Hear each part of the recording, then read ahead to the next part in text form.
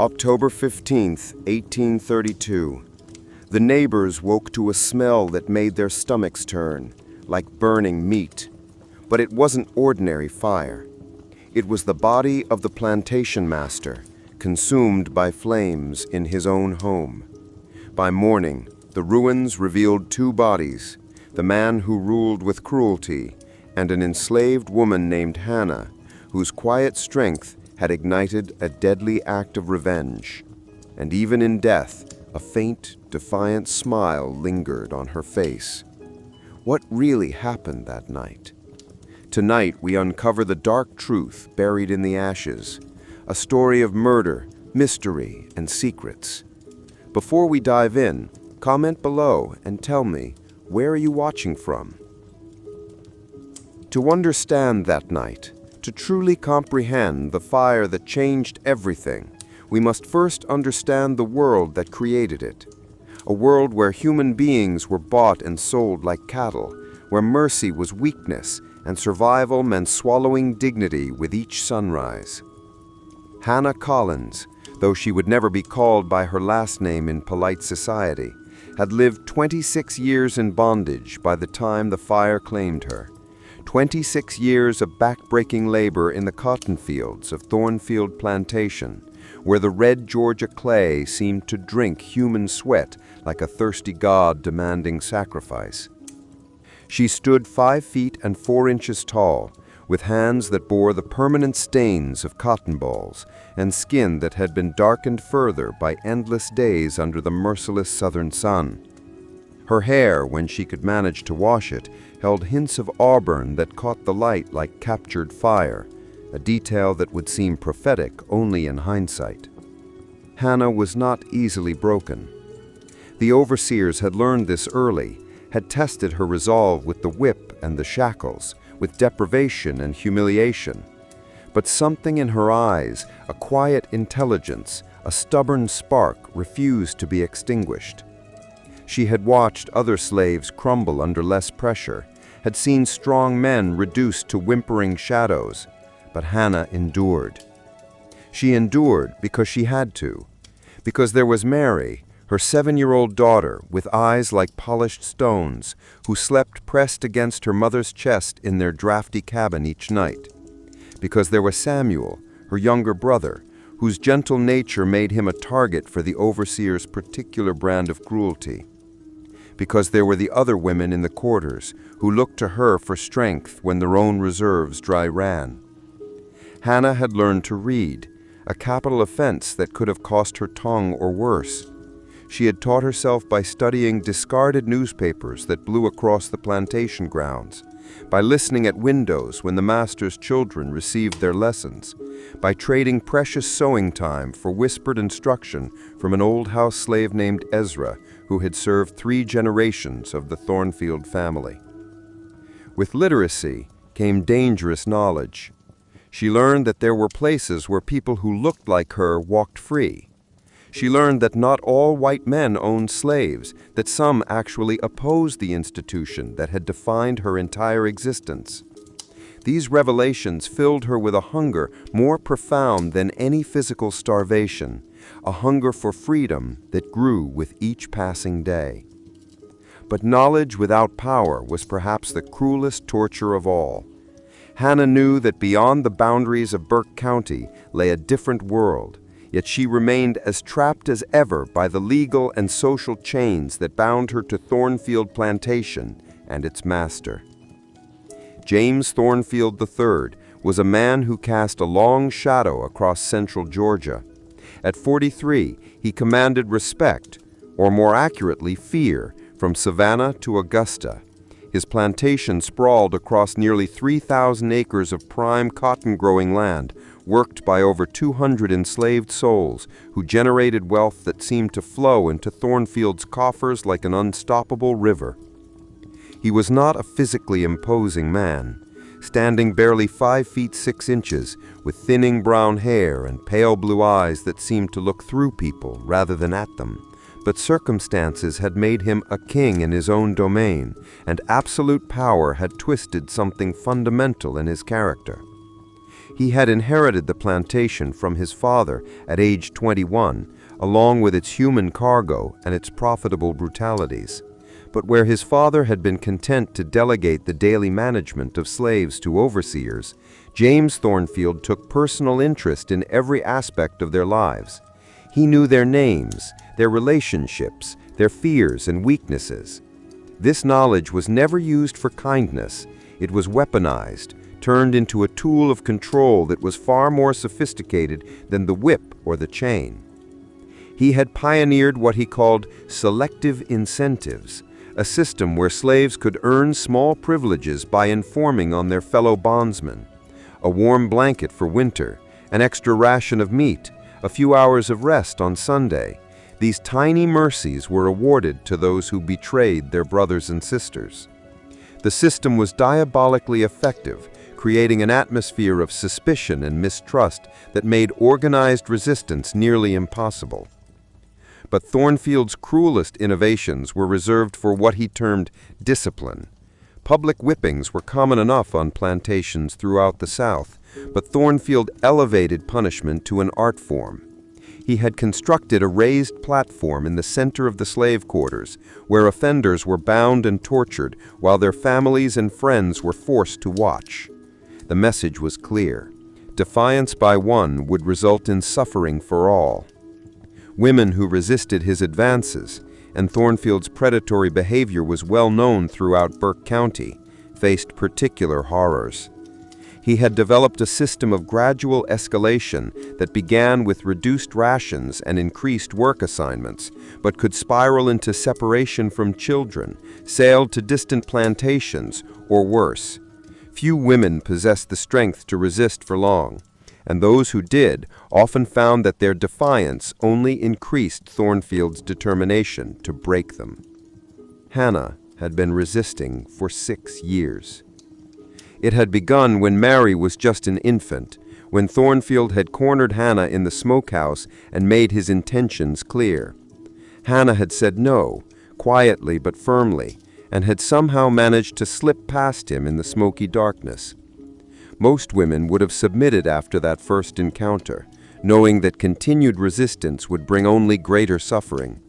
But Hannah possessed a stubborn dignity that even slavery had not managed to crush.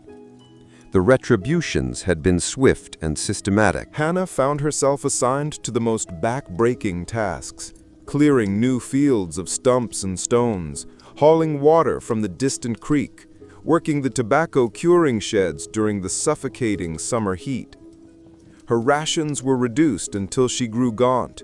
Her few possessions were confiscated, and she was forbidden from participating in the small social gatherings that provided the slave community's only relief from their harsh existence.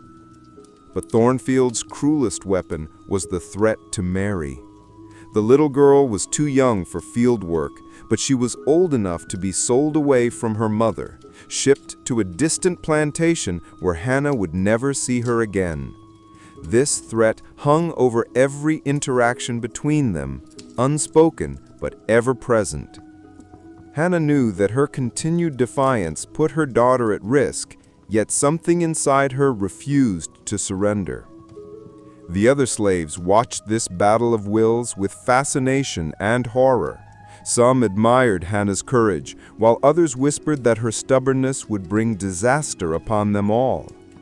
Thornfield was known to punish entire slave families for the defiance of one member, and there were nearly 24 people in the quarters who could trace their bloodline back to Hannah's grandmother.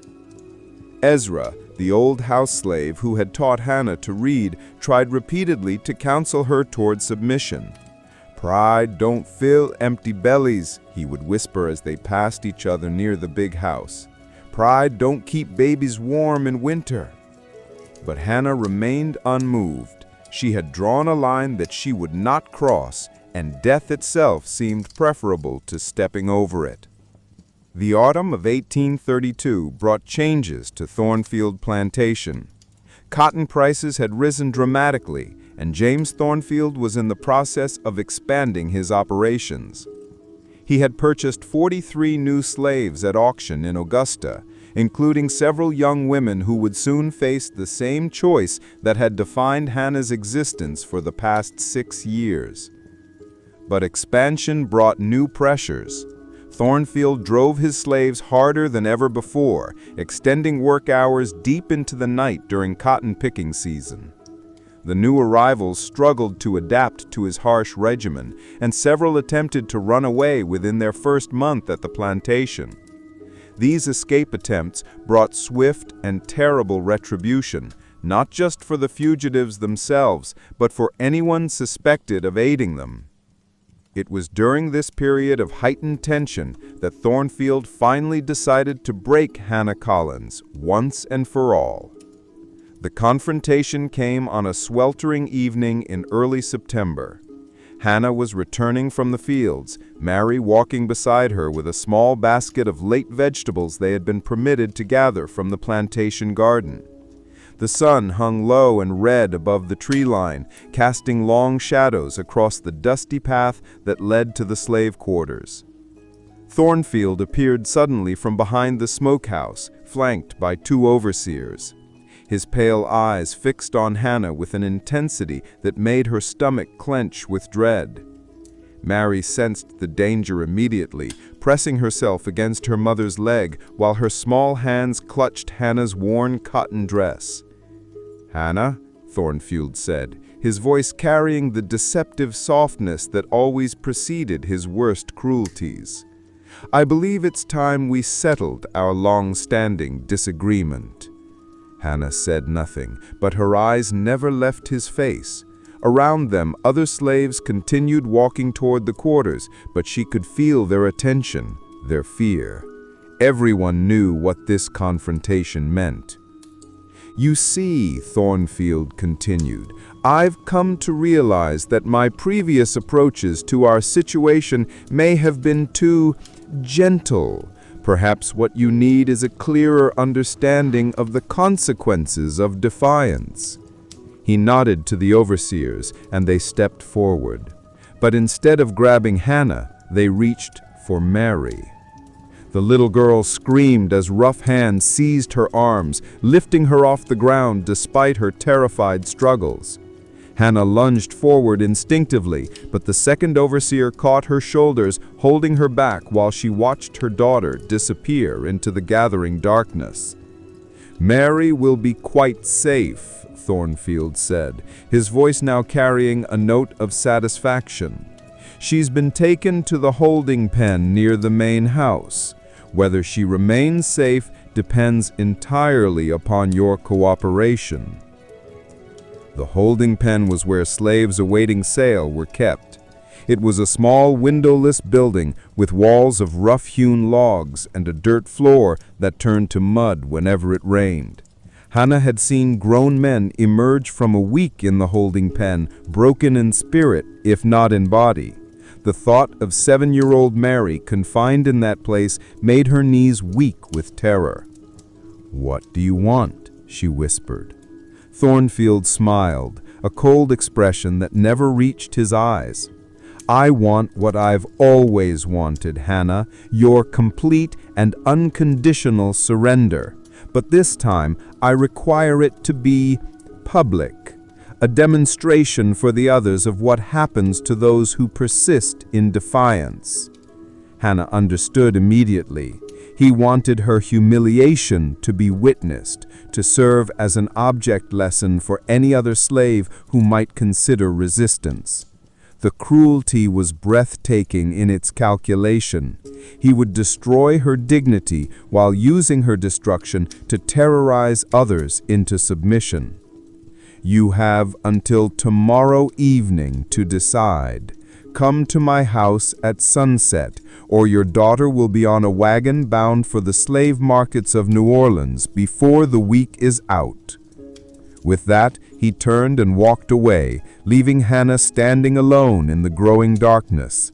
Around her, the normal sounds of the plantation continued. Children laughing in the distance, women calling their families to evening meals, men discussing the next day's work. But for Hannah, the world had suddenly become a place of absolute silence. She walked slowly to her cabin, a one-room structure of weathered pine that she shared with Mary and two other women. The space felt enormous in her daughter's absence, every corner echoing with memories of the child's laughter and whispered bedtime stories. The other women tried to offer comfort, but their words felt hollow against the magnitude of what was happening. Everyone knew that Thornfield's threats were never empty. If Hannah continued her resistance, Mary would indeed be sold away, probably to one of the sugar plantations in Louisiana, where the life expectancy for slaves was measured in years rather than decades. But surrender felt like a different kind of death. Hannah had built her entire sense of self around the refusal to be broken, around the stubborn maintenance of dignity in a world designed to strip it away. To submit now would be to betray not only herself, but every woman who had ever looked to her as an example of resistance. She spent the night walking the boundaries of the slave quarters, her feet following paths worn smooth by generations of bondsmen. The autumn air carried the scent of wood smoke and dying leaves, reminders that winter was approaching, always the hardest season for slaves, when reduced rations and inadequate shelter claimed the weak and the elderly. As dawn approached, Hannah found herself standing at the edge of the cotton fields, looking out across the endless rows of plants that had drunk the sweat of so many lives. In the distance, the big house rose like a white monument to the wealth built on human bondage, its columns gleaming pink in the early light. It was there, as the sun lifted above the horizon, that Hannah Collins made the decision that would change everything. She would not surrender, not to Thornfield, not to the system that had tried to crush her, not to the fear that threatened to paralyze her completely. But neither would she allow her daughter to pay the price for her defiance. There was a third option, one that required courage of a different sort entirely.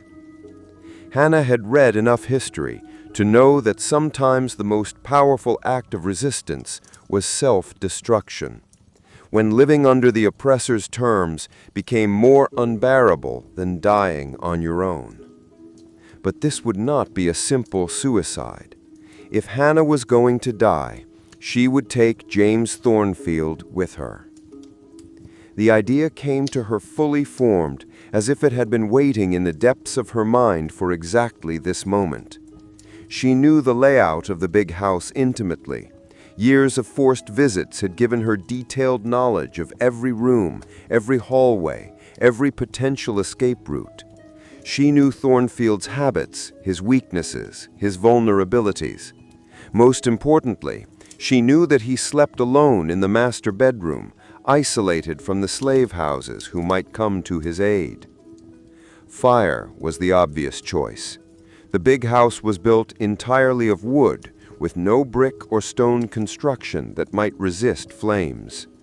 The autumn had been dry, leaving everything tinder-ready for ignition. And fire possessed a symbolic power that simple murder could not match. It would not only destroy Thornfield, but would consume the very symbol of his authority, leaving nothing but ash and memory. But the plan would require careful preparation. Hannah would need materials, oil, kindling, something to ensure the fire spread quickly enough that Thornfield could not escape. She would need to study his routines more carefully to identify the perfect moment for her attack. And she would need to find a way to ensure that her daughter would be safe, even if Hannah herself did not survive the night. The last requirement proved to be the most challenging. Hannah spent the day discreetly questioning other slaves, learning that Mary was indeed being held in the holding pen, but was unharmed. More importantly, she discovered that Thornfield had not yet made arrangements for the child's sale. That threat had been a bluff designed to force Hannah's immediate submission. This knowledge gave her the freedom to act. If she moved quickly, before Thornfield had time to follow through on his threat, Mary would be left in the care of the slave community. It was not ideal. The child would still live in bondage, but she would live. And perhaps in time, the stories of her mother's final act would give her strength for her own battles against oppression. Hannah began her preparations immediately. During the lunch break, while other slaves rested in whatever shade they could find, she slipped away to gather materials: a small bottle of lamp oil from the plantation's workshop, straw and kindling from the horse barn, a length of thin rope that she could use to secure doors or windows. Each item was carefully hidden, buried in different locations around the plantation where she could retrieve them when the time came. The most dangerous part of her preparation was studying the big house itself. Hannah had to identify not only how to start the fire, but how to ensure that Thornfield could not escape once it began. She needed to understand the layout of his bedroom, the location of windows and doors, the best places to position accelerants for maximum effect. This reconnaissance required extraordinary stealth. House slaves were always watched carefully, as they had the greatest opportunities for mischief or theft. Hannah had to time her observations for the brief moments when she was legitimately present in the big house, delivering messages from the fields, helping with laundry, or performing other duties that brought her into the building. What she discovered filled her with grim satisfaction. Thornfield's bedroom was on the second floor, at the end of a long hallway with only one entrance. The windows faced east, overlooking the formal gardens, but they were too high above the ground for safe escape. Most importantly, the room was directly above the plantation's main storage area, where barrels of turpentine and other flammable materials were kept. If Hannah could start fires in multiple locations, the storage area below, the hallway leading to Thornfield's room, and the bedroom itself, the building would become an inferno too quickly for escape or rescue.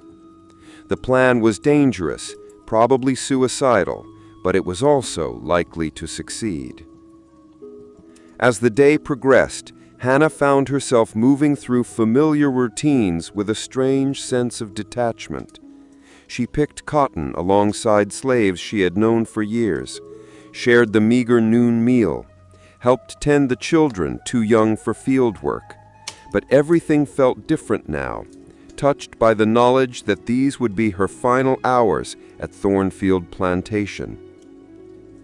Some of the other slaves sensed her changed mood. Samuel, her younger brother, approached her during the afternoon break, his weathered face creased with concern. "Hannah," he said quietly, "you got a look about you today that's got me worried. You ain't thinking of doing something foolish, are you?" Hannah studied his face, so similar to her own, marked by the same struggles and small victories that had defined their shared existence. Samuel was only 22, but years of plantation labor had aged him prematurely, giving his hands the gnarled texture of old wood, and his back a permanent stoop from endless hours bent over cotton plants. "What would be foolish, Samuel? Letting that man destroy my daughter? Letting him use her to break me the way he's broken so many others? There's got to be another way. Running, maybe. I heard tell there's folks up north who help slaves escape. We could take Mary and—" "And what?" Hannah interrupted. "Spend the rest of our lives looking over our shoulders, waiting for the slave catchers to drag us back here? Even if we made it, and most don't, what kind of life would that be for Mary?" Samuel fell silent, because he knew she was right. Successful escapes were rare, and recaptured runaways faced punishments that made Thornfield's routine cruelties seem merciful by comparison. Hannah opened the door and stepped into the big house, leaving behind the life she had known and walking toward the flames that would consume everything. The interior of the big house felt different at night. During the day, it bustled with activity. House slaves polishing furniture, preparing meals, tending to the needs of the Thornfield family. But after sunset, the building took on an almost cathedral-like quality, its high ceilings and long hallways creating spaces where footsteps echoed and shadows seemed to move with lives of their own. Hannah moved through these spaces like a ghost, her bare feet making no sound on the polished wooden floors. She had entered through the servants' door, using a key that she had managed to copy months earlier during one of her forced visits to clean the master's study. The house slaves were all occupied with evening duties in other parts of the building, giving her precious minutes to begin her work. Her first destination was the storage area beneath Thornfield's bedroom. The basement of the big house served as a repository for everything from seasonal decorations to barrels of turpentine used for cleaning and maintenance.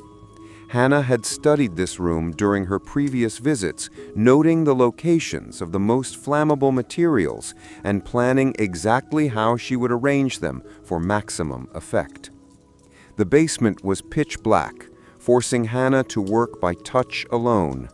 She dared not light a candle or lamp. The risk of being discovered was too great. Instead, she relied on her intimate knowledge of the room's layout, carefully moving between barrels and crates to position her accelerants in strategic locations. The lamp oil she had stolen proved to be liquid gold in the darkness. Hannah poured it liberally across the wooden floor, creating trails that would carry fire from one end of the room to the other. She soaked rags and straw with the remaining oil, stuffing them between barrels and beneath stacks of stored furniture. The smell was overwhelming in the confined space, but Hannah forced herself to continue working methodically, knowing that her life and her success depended on getting every detail right. The turpentine barrels presented both an opportunity and a challenge. Hannah knew that if she could breach even one of them, the resulting fire would be virtually unstoppable. But turpentine was stored in heavy oak barrels that would be difficult for someone of her size to move or damage. After several minutes of experimentation, she found a solution. Using a small awl she had brought for the purpose, she punctured tiny holes near the bottom of 3 barrels, allowing the volatile liquid to seep out slowly and mix with her oil-soaked preparations. By the time she finished in the basement, the smell of accelerants was so strong that Hannah worried it might be detected from the floors above. But the big house was large, and the basement was separated from the living areas by thick flooring and heavy doors. She gambled that the odor would not be noticed until it was too late. Her next target was the main staircase leading to the second floor. This would be Thornfield's primary escape route if he managed to leave his bedroom, so Hannah needed to ensure that it would be impassable within minutes of the fire's ignition. She worked quickly, splashing oil along the banister and across several steps, then stuffing oil-soaked rags beneath the staircase where they would catch fire from below and spread upward. The hallway leading to Thornfield's bedroom required similar treatment. Hannah moved carefully along its length, her hands trembling slightly as she poured oil across the wooden floor and along the baseboards. She could hear sounds from other parts of the house, voices, footsteps, the clatter of dishes being cleaned in the kitchen. But no one approached the master's wing of the building. The house slaves knew better to disturb Thornfield during his evening routine unless specifically summoned. Finally, Hannah reached the door to the master bedroom itself. She pressed her ear against the heavy wood, listening for sounds that would indicate whether Thornfield was already asleep. She heard nothing. No movement, no sounds of conversation or reading. But she knew from her observations that he typically retired early, often falling asleep while reviewing ledgers or correspondence related to plantation business. Hannah tried the door handle and found it unlocked, a testament to Thornfield's arrogance and his confidence that no slave would dare invade his private sanctum. She opened the door slowly, wincing as the hinges creaked softly in the darkness. The bedroom was enormous by plantation standards, easily 4 times the size of the cabin Hannah shared with other slaves. A massive 4-poster bed dominated the center of the room, draped with curtains that probably cost more than most slaves would earn in a lifetime of labor. Heavy furniture lined the walls, wardrobes, chests, a writing desk positioned near the east-facing windows, and there, barely visible in the darkness, was James Thornfield himself. He lay on his back in the center of the bed, one arm thrown across his face, breathing heavily in what appeared to be deep sleep. He had removed his jacket and vest, but still wore his shirt and trousers, suggesting that he had indeed fallen asleep while conducting business. A half-empty bottle of whiskey on the bedside table explained the depth of his slumber. Hannah stood motionless in the doorway for several heartbeats, staring at the man who had defined so much of her suffering. He looked smaller in sleep, somehow diminished without the force of his personality animating his features. It was hard to believe that this ordinary-looking man had wielded such terrible power over so many lives. But Hannah's moment of hesitation passed quickly. She had come too far to falter now, had invested too much in this plan to be deterred by any lingering traces of mercy or doubt. James Thornfield had shown no mercy to her or to any of the women and men under his control. He deserved none in return. Moving with extreme care, Hannah entered the bedroom and closed the door behind her. She had brought a length of rope for this moment, and she used it to secure the door handle to a heavy chest positioned nearby. It would not prevent someone from breaking down the door, but it would slow any rescue attempt long enough for the fire to do its work. Her next task was the most dangerous part of the entire plan. Hannah approached the bed slowly, her heart hammering so loudly that she was certain it would wake Thornfield from his drunken sleep. She had brought a second length of rope, thicker than the first, which she intended to use to secure Thornfield to the bed frame. This was the moment when everything could go wrong. If Thornfield woke up during her approach, if he proved stronger than she had anticipated, if he managed to call for help before she could silence him, any of these possibilities could destroy her plans and probably result in her death under circumstances far worse than what she had planned for herself. But Hannah had come too far to be paralyzed by fear. She reached the side of the bed and began working with the rope, carefully threading it through the bed frame and around Thornfield's ankle. Her hands were steadier than she had expected, guided by a cold determination that surprised even her. Thornfield stirred as she tightened the rope, his breathing changing rhythm as he began to emerge from his whiskey-induced stupor. Hannah froze, crouched beside the bed with the rope half secured, waiting to see if he would wake fully or sink back into sleep. His eyes snapped open. For a moment, neither of them moved. Thornfield stared up at her in confusion, his alcohol-clouded mind struggling to process what he was seeing. Hannah remained crouched beside the bed, rope in hand, meeting his gaze with an expression that was utterly calm. "Hannah?" Thornfield's voice was thick with sleep and whiskey, but it carried a note of disbelief that would have been comical under different circumstances. "What in hell are you doing in my—" He tried to sit up, and that was when he discovered the rope around his ankle. His eyes widened as understanding dawned, and he lunged toward Hannah with surprising speed for a man who had been sleeping moments before. But the rope held. Thornfield's body jerked to a halt as the restraint caught him, sending him tumbling back onto the bed with a curse that would have blistered paint. He immediately began clawing at the rope, his fingers working desperately to untie the knots that Hannah had made as tight as possible. "You insane bitch!" he snarled, his voice now fully awake and filled with a rage that Hannah had never seen before. "Do you have any idea what I'm going to do to you? What I'm going to do to that little bastard daughter of yours?" Hannah said nothing. She rose from her crouch and moved to the center of the room, producing the small bottle of lamp oil that she had saved for this moment. Thornfield watched in growing horror as she began pouring the oil across the wooden floor, creating a pattern that would ensure rapid ignition and spread. "Stop this," Thornfield commanded, his voice carrying the authority he was accustomed to wielding over slaves. Hannah continued her work in silence. She soaked the curtains around the bed, splashed oil across the furniture, and created a trail leading from the bedroom door to the area around the bed itself.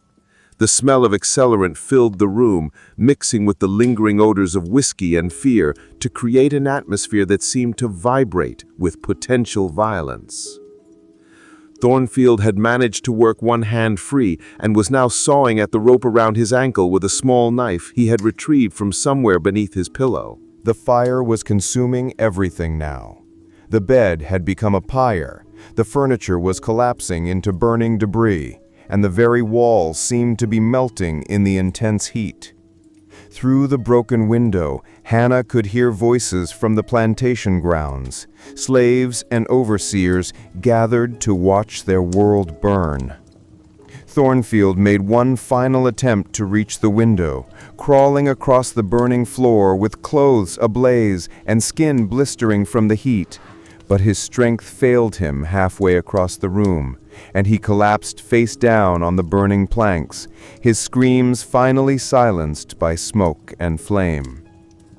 Hannah remained standing for several more seconds, watching as the man who had defined her existence was consumed by the fire she had created. Then, as the floor began to sag beneath her feet and the ceiling started to collapse above her head, she closed her eyes and whispered something that was lost in the roar of the flames. When the rescue party finally broke through the bedroom door, they found only ash and ember where two human beings had faced their final confrontation. The fire had consumed everything, the bed, the furniture, the floor itself. But in the center of the destruction, they discovered something that would haunt the survivors for the rest of their lives. Two sets of remains lay intertwined in the ashes, positioned in such a way that it appeared Hannah had died protecting Thornfield's body from the flames rather than trying to escape them. The image would be burned into the memories of everyone who witnessed it. The enslaved woman and her master, joined together in death as they had never been in life. The fire that consumed Thornfield's bedroom spread throughout the plantation house, destroying 3 generations of accumulated wealth in a matter of hours. By dawn, nothing remained of the structure but blackened timber and smoldering ash. The slave quarters were spared, as were the barns and outbuildings, but the symbol of white authority, the big house with its imposing columns and elegant furnishings, had been completely obliterated. The aftermath was swift and brutal. Thornfield's overseers, driven by rage and loss, immediately began rounding up slaves for interrogation. They were certain that Hannah could not have acted alone, that the fire was part of some larger conspiracy that needed to be rooted out and punished. The questioning was conducted with whips and chains, with threats and violence that exceeded even Thornfield's own methods. But they found nothing. No evidence of conspiracy, no indication that any other slaves had known about Hannah's plan, no sign that the fire was anything more than the desperate act of one woman pushed beyond the breaking point. Even Samuel, Hannah's own brother, appeared genuinely shocked by what had happened, grief-stricken by his sister's death, but clearly innocent of any involvement in her scheme. The failure to find co-conspirators only increased the overseers' frustration. They had expected to uncover a network of rebellion that would justify mass punishments and demonstrate their continued control over the slave population. Instead, they were forced to confront the more disturbing possibility that a single enslaved woman, acting entirely on her own, had succeeded in destroying her master and everything he represented. Mary, Hannah's 7-year-old daughter, was released from the holding pen where she had spent the night of the fire. The child had heard the commotion, had seen the glow of flames through the gaps in the wooden walls, but had not understood what was happening until morning brought the news of her mother's death. Her reaction was heartbreaking in its innocence. She asked repeatedly when her mother would be coming home, unable to comprehend the finality of what had occurred. The other slaves gathered around Mary like a protective wall, shielding her from the overseer's interrogations and the chaos that engulfed the plantation in the days following the fire. They told her stories about her mother's courage, about how Hannah had chosen to die rather than submit to injustice. These stories would become Mary's inheritance, more valuable than any material legacy could have been. News of the fire spread throughout Burke County and beyond with the speed that only the most shocking events can achieve. The story grew in the telling. Some versions portrayed Hannah as a demon who had used dark magic to conjure the flames, while others painted her as a martyred saint who had sacrificed herself to strike a blow against oppression. But every version agreed on the essential facts. An enslaved woman had killed her master and died in the act, leaving behind a legacy that would not be easily forgotten.